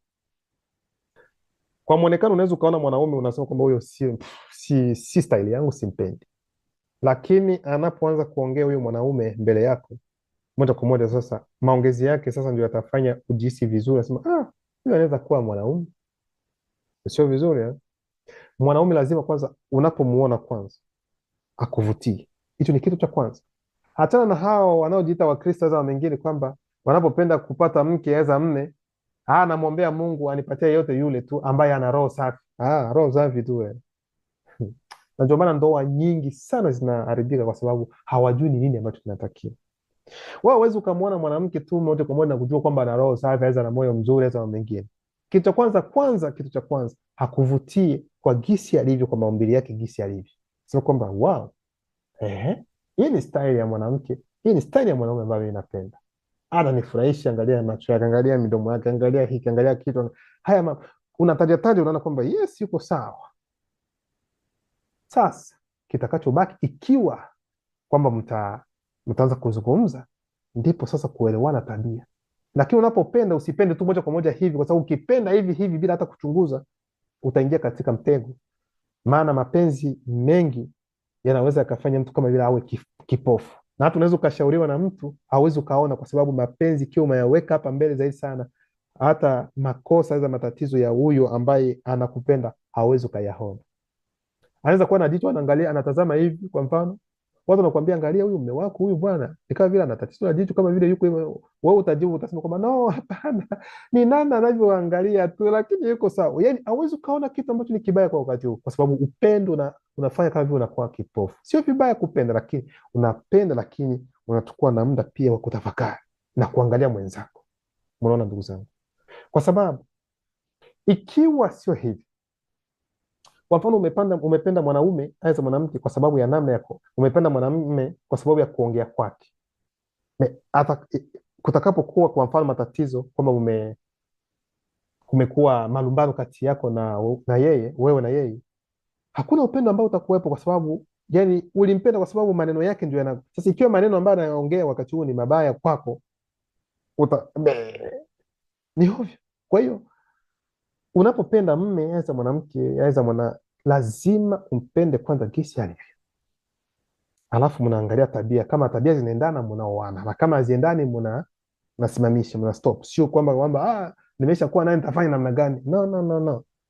Kwa hiyo wakati unapoamua kwamba utaingia katika ndoa, uingie na ujue kwa nini unafanya hivi.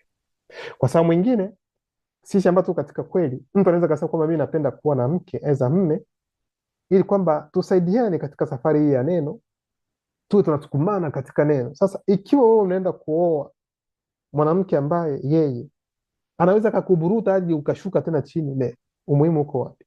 Si afadhali unachukua yule ambaye mnaweza mkaendelea tena zaidi. Sasa na wewe mwanamke kwa mfano unaenda kwa mwanaume ambaye naye pia hajatulia katika neno, hayuko sawa, yani hajashikika kabisa, haujui lengo lake ni nini.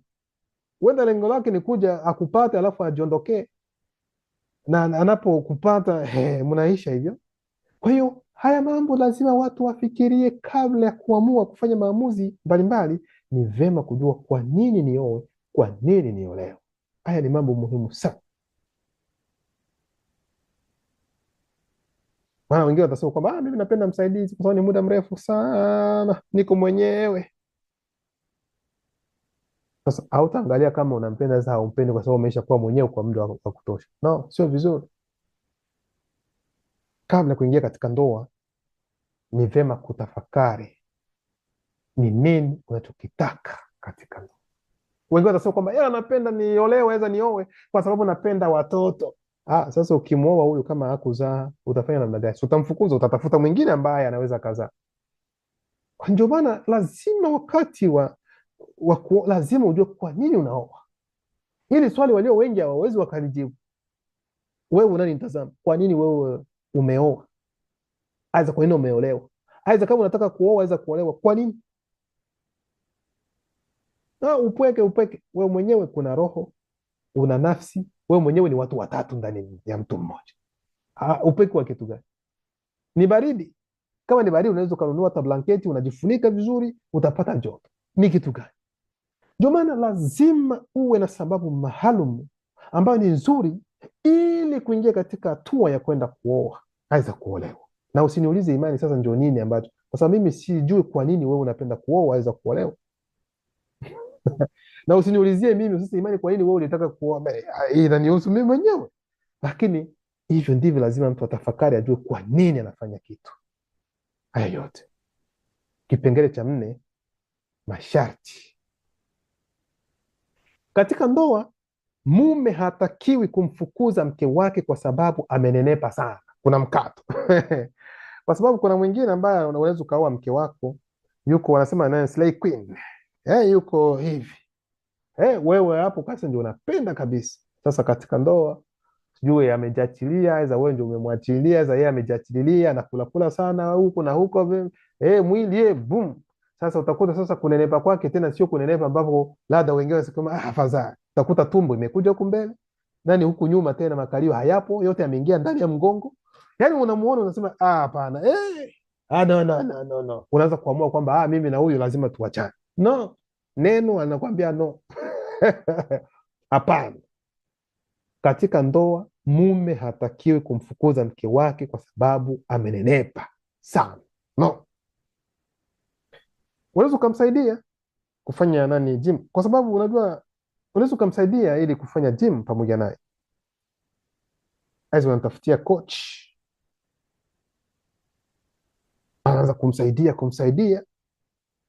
Wengine wanasema kwamba wakocha wanaume bwana anaweza kuna makocha hata wa kike pia unaweza ukachukua ili awe na anamsaidia. Hata wewe mwenyewe unaweza ukawa naye unapiga naye mazoezi ili kwamba arejeshe tena mwili wake kama gisi wewe unavyotaka. Yote inawezekana. Lakini anaendelea kusema au kwa sababu ana harufu mbaya ya kinywa. Kuna mabano harufu ya mwili, kwamba kwa sababu anapoongea kunatoka harufu ndani ya kinywa, mimi na yeye bwana lazima tuachane. No, hiyo sio sababu.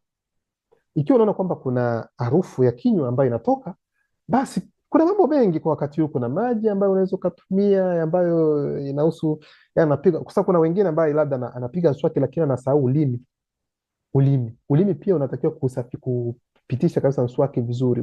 Ulimi na hizi sehemu za pembeni, yani unapiga vizuri mswaki kabisa. Alafu wakati unapoweka dawa usiweke dawa kidogo, no, weka dawa ya kutosha kabisa kwenye mswaki, ili wakati unapopiga mswaki yani unaona kama pofu kabisa inajaa ndani ya kinywa. Ni vizuri, hiyo ni nzuri kabisa. Na ulimi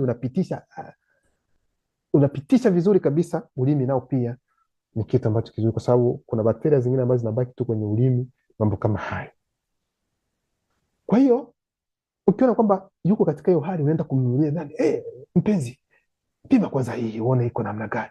Anapima hivyo ndio vitu mnasaidiana. Sio kwamba, na kama unaona kwamba harufu mwili labda hajui kujisafisha vizuri, unamwambia katika namna ya mapenzi. Sio kwamba unaongea kitu ambacho kinamkera, ambacho kinamrudisha nyuma, ambacho no, unajua namna gani unaweza kaongea naye ili kwamba asijihisi vibaya.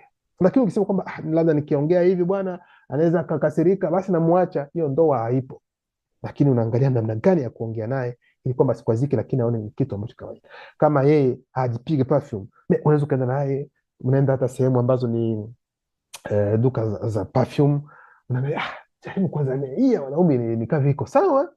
Kama ni mwanamke, na wanawake ni sawa, unapiga kwa sababu unaona kwamba inanuka vizuri, hii nitakununulia, hii inaweza ikaendana na wewe vizuri. Anapohoga nini kidogo, anapiga nao pita, wow, ni hivyo. Kwa hiyo sio sababu kwamba mwachane. Pia kwa sababu hana uzoefu katika masuala ya kujamiana, kwamba mimi nataka bwana mke wangu yeye bwana no. Yani tunapokuwa katika tendo la ndoa, yani utakuta wewe utafikiri ni gunia kabisa, gunia la mkaa ndio limetulia kwenye kitanda. Yeye hajua atakusikisika, hajua yani mimi ndio namwambia geuka huko, fanya hivi, fanya vile, na mimi nimechoka, ondoka. Hilo sio sababu. Neno linakuambia namna gani? Mume anapaswa kumfundisha na kuwa na subira. Yes. Kwa hiyo wewe mme unamfunza mke wako kwamba no, hivi ndio unatakiwa kufanya, hivi ndio unatakiwa, na uwe mvumilivu kwanza, uwe na subira, kwa sababu anatakiwa kuelewa kwa sababu sio kila mwanamke ambaye yeye aliolewa tayari ameshajua wanaume huko na huko na huko. No, kuna wengine ambao mambo ya sio kwamba alikuwa bikira lakini hana uzoefu wa mwanaume. Kuna wengine utakuta alikuwa na huyu na huyu na huyu na huyu na ameshajua kila kitu,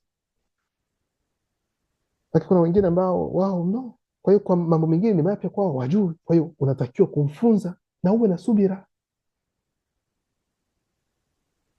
Kwa hiyo ndio kitu ambacho wanatuambia.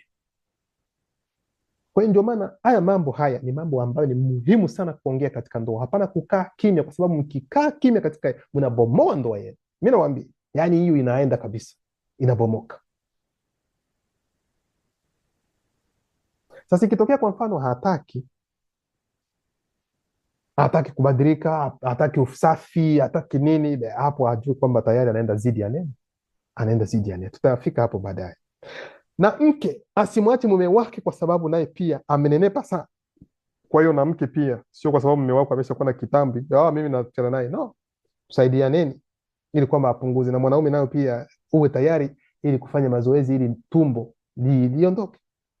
Kwa sababu wewe unapokuwa na tumbo, mke wako naye pia akijaliwa kuwa na ujauzito, wewe ujauzito, yeye na yeye ujauzito, mkikutana hivi hamtafika huko ambo. Kwa hiyo sio vizuri. Kwa hiyo unafanya mazoezi sehemu zote. Yote inawezekana.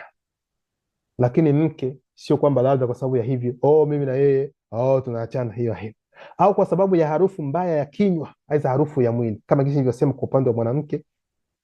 Hivyo mwanaume ikiwa Kuna wanaume wengine utakuta anakaa na boxer hata siku 2 3 4 hata wiki, anayo tu hiyo hiyo, hata kufua hafui. Utakuta mtu anapopita hapo hewa inapita, unasema hapa ni marashi nini? Sio vizuri kwa mwanaume, kikawaida sio vizuri. Boxer moja siku 2 siku 3 unayo, no, sio vizuri. Unabadilisha, inafua nyingine hivi na hivi. Hicho ndio kitu ambacho unatakiwa kukifanya ili kuepuka hiyo. Na kama hakuna perfume nini, hauna unahoga, yani mke nao pia unaweza kumsaidia. Unaangalia kwamba hii iko sawa, unamletea, unampatia pima hii, anapojipiga unasema yes, unanukia vizuri, ni vema. Pia kwa sababu hana uzoefu katika masuala ya kujamiana, hauwezi ukamwacha mume wako kwa sababu naye pia mambo ya nani ya kujamiana hana uzoefu, kwamba na wewe pia nasema na mke anapaswa kumfundisha na kuwa na subira. Kwa hiyo mke, na wewe pia ni jukumu lako kumfunza mume wako kama hajui mambo ya kujamiana na gani, na uwe na subira, kwa sababu yes, ndivyo inayosemekana. Kwa hiyo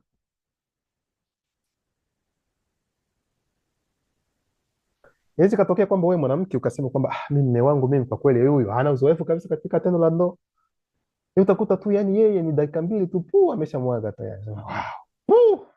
Hapa kazi ni nani?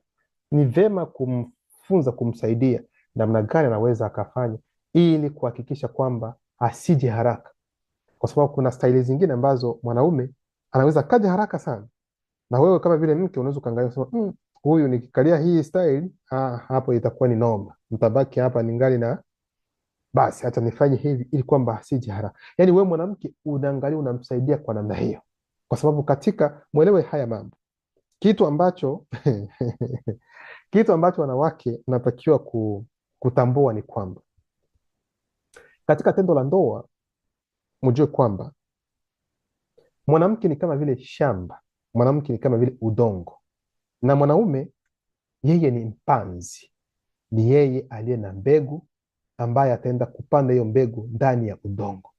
Na ili kwamba apate kupanda hiyo mbegu ndani ya udongo, nyote mnajua udongo unafanya namna gani? Unatakiwa kupaliliwa kwanza, kutayarisha udongo vizuri, kwa sababu hauwezi ukaweka mbegu katika sehemu ambapo haiko sawa, kuna miiba, kuna nini. Kwa hiyo unatakiwa kulima, kufanya nini? Kupalilia, ili kwamba baadaye sasa ukaweka nini? Ukaweka mbegu ndani ya udongo.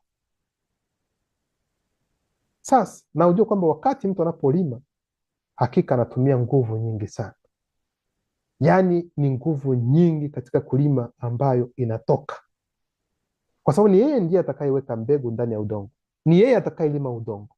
Kwa hiyo yeye ana kazi kubwa sana. Sasa mwanamke anafanya kitu gani? Yeye anasubiri ili apokee mbegu. Hivi sijui kama unaelewa hili. Mwanamke yeye anasubiri apokee mbegu, lakini mwanaume ni yeye anayetakiwa kwanza udongo kutengeneza mambo mengine ili aweke mbegu. Muelewe huu mfano, kwa sababu mwanaume katika tendo la ndoa yeye anatakiwa kuchunguza mambo mengi sana kuliko hata mwanamke kwa wakati mmoja. Kwa nini? Kwa sababu mwanaume kwanza yeye mwenyewe atakuwa makini kwanza na raha anayompa mke wake katika muda huu, lakini pia huku akiwa makini kwamba asimwage haraka, kwa sababu anajua kwamba akimwaga haraka na mke wake bado hajaridhika, haitakuwa vizuri. Kwa hiyo anaangalia mke wake anapata raha, anampatia raha, lakini huku anajitahidi ili kupambana ili kwamba asimwage haraka, kwa sababu inaweza ikasumbua mke wake baadaye. Kwa hiyo yuko makini na anachunguza mambo mengi sana. Kuna sauti, kuna milio, kuna hili na hili. Haya yote anatakiwa kuyachunguza vizuri. Kuna sauti zile ambazo mnajua ambazo anatakiwa yote kudhibiti ili kwamba asije mapema. Sasa mwanamke wakati huo anafanya nini? Mwanamke yeye yuko pale, yuko makini tu, anajiconcentrate kwenye raha yake tu. Kwa sababu yeye ni kupokea mbegu, yeye anajiconcentrate tu namna gani anaweza akapata hiyo raha yake tu. Hiyo ndio kitu ambacho kiko pale. Sasa wewe mwanaume huko katika huku, na huyu anayefanya hivyo ndiye anayefanya kazi kubwa sana. Sijamaanisha kwamba ni wanawake, mwanamke ambaye yuko hivyo anasubiri tu ageuka. No, sijamaanisha hivyo. Kuna wanawake ambao pia wanafanya kazi kabisa katika hilo, lakini mimi ninapowaambia kuhusiana na swala la mwanaume, ni yeye ndiye mfanya kazi kwelikweli kuhusiana na hilo. Demonolojia inaendelea kusema, ili kuzuia kwamba demoni za matukio kuwa na nguvu katika ndoa yenu, ni muhimu kunyenyekea kikamilifu kwa neno na kusiwe na mwiko kati yenu. Yaani, ili kwamba demoni za matukio zisipate nafasi kabisa katika ndoa yenu, nyinyi ambao mnasema Mungu katika ukweli, hakika mnatakiwa kuwa, yani kunyenyekea kabisa kikamilifu katika neno, sio mguu huku kama kilivyosema mguu kule. Hapana, yaani mnanyenyekea kweli kweli bila unafiki wowote, yaani mnapenda neno kweli kweli ndani ya utu wenu wote tatu. Na hapo yani demoni za matukio zinaweza zikazirisha matukio ya namna gani, lakini hazitawapata, kwa sababu katika ndoa kuna hatua tatu za kuheshimu: mazungumzo, ushirikiano na heshima. Yaani haya mambo matatu ndiyo yanayojenga ndoa, ili kwamba ndoa yako kaka za dada ipate kusimama na iwe imara. Haya mambo matatu yanatakiwa kuwepo: mazungumzo, ushirikiano na hekima. Kitu kimoja kikikosa kati ya haya mambo matatu, ndoa inaanguka. Kimoja kikikosa tu, hiyo ndoa haipo, kwa sababu natakiwa kama vile mke na mme kuwa na mazungumzo kila wakati. Maana msipozungumza, kuna mambo mengine ambayo yatatokea. Huyu anapanga vya kwake, mwingine anapanga vya kwake, baadaye anapokuja hivyo, kwa nini hukuniambia wewe? Hiyo ndoa haipo. Ushirikiano ni katika kila kitu, hata katika mambo ya tendo la ndoa mnaongea kila kitu bila hata aibu kati yenu. Na hekima, aiza heshima, kumrazi heshima, kila mmoja anaheshimia mwenzake. Haya ndio mambo matatu ambayo yanajenga ndoa. Kutengana hutumika tu katika hali ya kutokuwa mwaminifu katika kesi ya ngono. Kuna mkato, kwa sababu tumeona kwamba haya mambo yote ambayo tumetaja huko juu sio sababu za wewe kwamba uachane na mke wako au mume wako. Amenenepa, ana harufu hii, anafanya hivi, hajui nani mambo ndani ya kitandani, hajui chochote. Hayo sio mambo ambayo yanaweza yakawafanya nyinyi mtengane. Hilo halipo. Sasa linaweza likatokea jambo hilo, kutengana namna gani? Kutengana hutumika tu katika hali ya kutokuwa mwaminifu katika kesi ya ngono. Yaani mke ameenda nje ya ndoa, aidha mme ameenda nje ya ndoa, hapo una haki ya kutengana naye. Pia katika mawazo namna gani?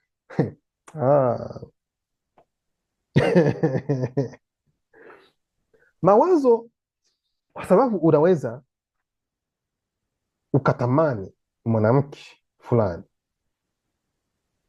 unamwangalia, unaweza ukamtamani, lakini hauongei, lakini mawazo tu, yani ni katika mawazo tayari umeshaanza kuunda picha namna gani mnavyofanya mengine lakini hawezi akaingia ndani ya mawazo yako ili kujua kwelikweli kama unamsaliti katika mawazo, kwa sababu kuna kusaliti pia katika mawazo na ni dhambi. Tuseme kwa mfano anagundua hilo kwamba unamchiti kimawazo, ana haki ya kuachana na wewe lakini kitu ambacho si rahisi kujulikana kwa watu walio hivi. Na vile vile katika kitendo cha kutamani kuona au kufurahia picha ya uchi ya mtu ambaye si mwenzi wake wa kiume au wa kike. Yaani mtu mwanaume aidha mwanamke, unaangalia picha ya mwanaume ambaye si mme wako, ya uchi, ya sehemu zake za siri, yaani unafurahia. Aidha mwingine, mme wako akija kuona hii, ana haki ya kuachana na wewe. Aidha ni mke ambaye anakuja kumuona mme wake, anatazama picha za wanawake wengine na anaona anafurahia kabisa wa mwingine, mke ana haki ya kuachana na mme wake. Nafikiri hapa mnaelewa vizuri. Lakini inaweza ikatokea kweli mwanamke ambaye anabakwa. Mwanamke anayebakwa sio kwamba yeye kwamba si mwaminifu, hapana, kwa sababu amebakwa, amefanyiwa kitendo ambacho hakutarajia, aidha yeye mwenyewe sio kwa hiari yake amefanya hicho kitendo. Lakini katika kubakwa huko, kwa mfano, ikitokea kwa mfano katika kubakwa anasikia raha, hiyo kesi inabadilika Ikitokea kwa mfano katika kubakwa, huyu yani unabakwa, lakini sasa unaanza kusikia raha so ingiza fanya mambo mengine bo. Tuko katika kina ya nani ya ndoa, ndio maana naongea haya mambo. Tuko katika kina kabisa kwenye vilindi vya ndoa. Hiyo inakuwa kesi ambayo iko tofauti, inakuwa kesi ambayo iko tofauti. Hilo ni jambo lingine ambalo linaweza kusababisha watu wakaachana. Pia katika usemi, unaweza ukawa na mke wako, kwa mfano mwanamke anapita pale, sema wow, au angalia nyuma, yani ana makalio, ana hiki, huyu naweza nikamchukua, huyu naweza nikamfanya hivi, na mke wako akasikia hayo, ana haki kabisa ya kuachana na wewe. Hata kwa mwanaume anaweza, akiwa mwanamke uko na mme wako, unaona sijui ni wanasema nani, mwigizaji wa kiume ambaye anasema wow, huyu kijana huyu mwanaume ni mzuri, huwa nampenda kwelikweli, na mme wako yuko hapo, hakika ana haki ya kuachana na wewe, kwa sababu tayari umechukua hisia yako umeipeleka kwa mtu mwingine ya mapenzi. Tayari uko katika kosa.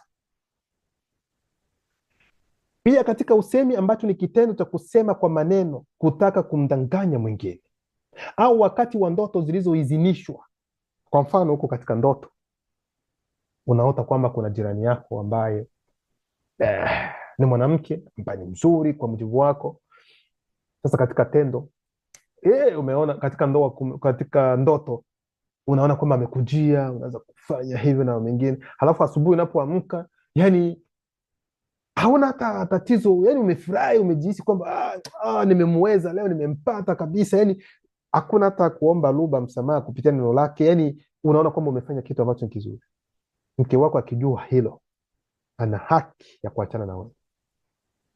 Mwelewe hili, ana haki ya kuachana na wewe. Vivyo hivyo kwa mme, kama ni mke ambaye ameota hivyo na anafurahia hicho kitendo bila hata kujutia, bila hata kuomba msamaha kwa lugha kupitia neno lake, mme ana haki ya kuachana na huyo mwanamke. Mwelewe hilo. Ndio maana hapa imesemekana kwamba,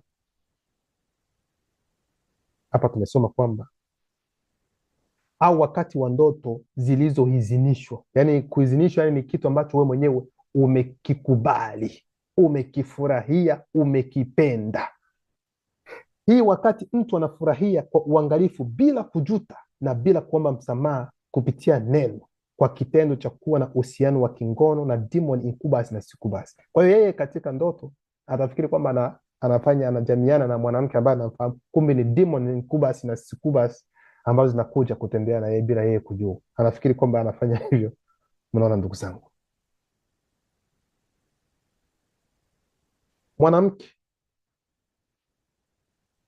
hata kama wewe umeolewa ukafikia kumwota mme wako kwamba mnafanya tendo la ndoa, sio vizuri.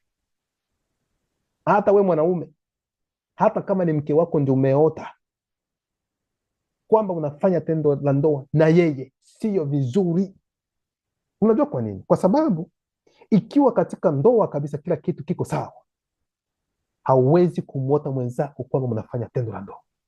Msikilize haya mambo, muyasikilize vizuri. Kuna mambo haya mawili ambayo ni muhimu sana, ambayo mnatakiwa na muwe makini sana kwa haya. Kitu cha kwanza, inaweza ikawezekana kwamba katika ndoa yenu, kwamba kuhusiana upande wa tendo la ndoa mambo hayaendi vizuri. Kweli inaweza ikatokea kwamba ukajihisi hamu ya mwenzako, lakini mwenzako yeye hayupo kabisa. Sasa hiyo hamu, umesha kuwa na hamu ya kupenda kufanya naye, na hilo inaweza ikafanyia kwamba labda hata wakati wa ndoto unaota kwamba unafanya naye, kwa sababu hicho ni kitu ambacho unakimisi, unakipenda kiwe hivi. Inaweza ikatokea hivyo. Hapo ni upande mmoja. Lakini upande mwingine, yani ni demoni zenyewe ambazo zinachukua umbo la mme wako, aidha umbo la mke wako, ili kufanya nawe tendo la ndoa, na ukikubali kusema kwamba si alikuwa tu ni mme wangu, si alikuwa ni mke wangu, unaingia ndani ya mtego moja kwa moja. Kwa hiyo ndio maana haitakiwi. Kwa hiyo ikiwa mambo yanatendeka vizuri, yako vizuri katika ndoa, huwezi kuota mke wako aidha mme wako kwamba mnafanya tendo. Kwa hiyo sio vizuri gisi tulivyokuwa katika ujinga zamani, utakuta unaaga mwenzako kwamba wende ulale salama uniote, na achana na hivi. au kwa sababu ya kutokuwa mwaminifu dhidi ya neno. Hapa ni kitendo kingine. Hapa unaweza ukaachana na mke wako, unaweza ukaachana na mme wako kwa sababu ameenda dhidi ya neno. Yeye anenaye dhidi ya neno, aidha akiongea kitu ambacho kiko dhidi ya neno, una haki kuachana naye. Dhidi ya mjumbe au anakubali mbegu nyingine ambayo si ya neno. Maana yake nini? Mke au mme akienda dhidi ya neno, yaani mwanamke aidha mwanaume anaenda kuongea uongo kwa hiari, kutusi neno kwa hiari, kufanya mambo yaliyo dhidi ya neno, wewe mwanaume una haki wewe mwanamke una haki ya kutengana naye. Hiyo ni sheria ya kiroho. Mwanaume ataenda kusingizia vitu ambavyo haukufanya, haukusema, na dunia yote inajua kwamba umefanya hivyo na wewe haukufanya hivyo. Hapo una haki ya kuachana wewe mwanaume. Na ikiwa ni mwanamke naye pia anakuzingizia vitu ambavyo si ukweli, haukufanya, lakini anaongea kwa hiari kabisa uongo, una haki ya kuachana naye. Hilo ni neno limesema hivi.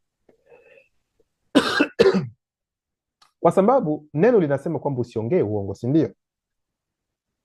Bali yeye anakuja anaongea uongo kwa hiari. Hapo unaweza ukatengana naye kwa sababu tayari ameenda dhidi ya neno. Kumrazi. Na akiongea sasa vibaya za tofauti dhidi ya mjumbe mwenyewe, yani tuseme kwa mfano mulezi aza mwalimu, kwa sababu ukiongea vibaya dhidi ya mulezi ina maana kwamba unaongea vibaya dhidi ya neno lenyewe.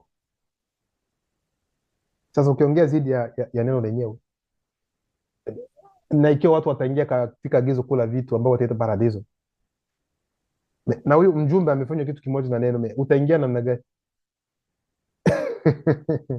Ndio maana isomea sura ya 35 mstari wa 2 inasema, wanawake wapendeni na kuwaheshimu waume zenu kulingana na neno. Kuna watu ambao wanasema kwamba ndio mwanamke ndiye anayetakiwa kumpenda tu mwanaume ndiye anayetakiwa kumpenda. Nafikiri wanasema hivi kama mwanaume ndio anatakiwa kumpenda mwanamke na mwanamke anatakiwa tu kumheshimu mume. No, upendo uko vice versa. Wewe unampenda mwenzako na mwenzako anakupenda. Hivyo ndivyo ilivyo. Esombe 35:7 inasema, kwa hiyo waume lazima wawapende na kuwaheshimu wake zao kama wanavyoipenda miili yao wenyewe kulingana na neno. Yeye ampendaye mkewe sawasawa na neno anajipenda mwenyewe.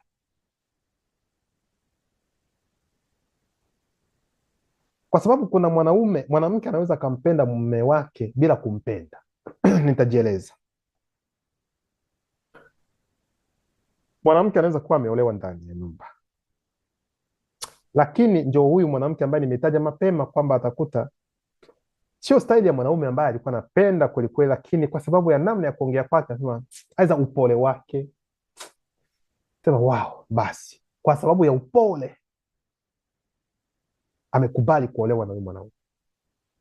Sasa anapokutana na mwanaume ambaye ni staili yake kabisa, ni mzuri kwa mujibu wake, aidha na pesa na miela kwelikweli, atakumbuka, anasema kwamba siwezi kufanya hivi kwa sababu mume wangu ni mpole, mume wangu ni mtu ambaye yuko hivi, kwa hiyo sitamfanyia hivi. Hapo hakuna upendo. Huo sio upendo. Huo sio upendo. Huo sio upendo.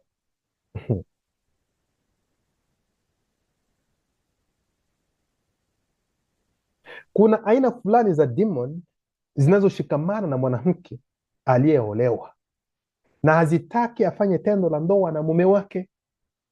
Kwa hiyo kuna demon zingine ambazo zinafanya kwamba hata wanawake wasipate kuolewa wengine, kwa sababu kuna demon ambazo zina wivu. Yaani unaweza kuwa na mchumba leo, zitavuruga kwa sababu hazitaki wewe uolewe, kwa sababu zinakupenda wewe, hazitaki uolewe na mwingine. Demoni nazo zilikuwa na miili kabla ya kuangamizwa miili yao.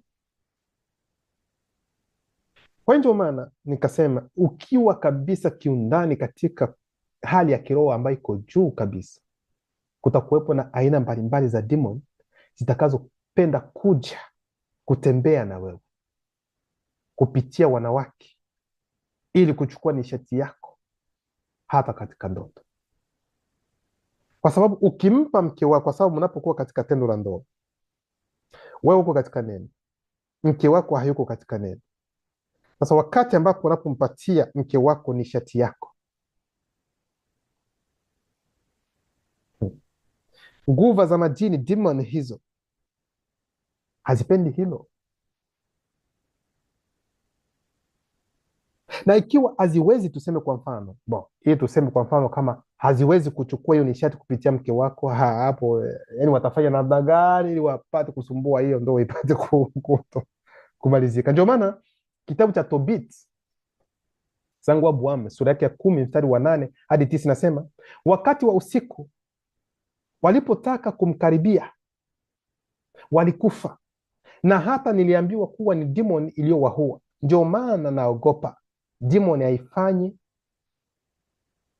haimzuru msichana huyu, lakini inamuua mwanaume yeyote anayetaka kumkaribia.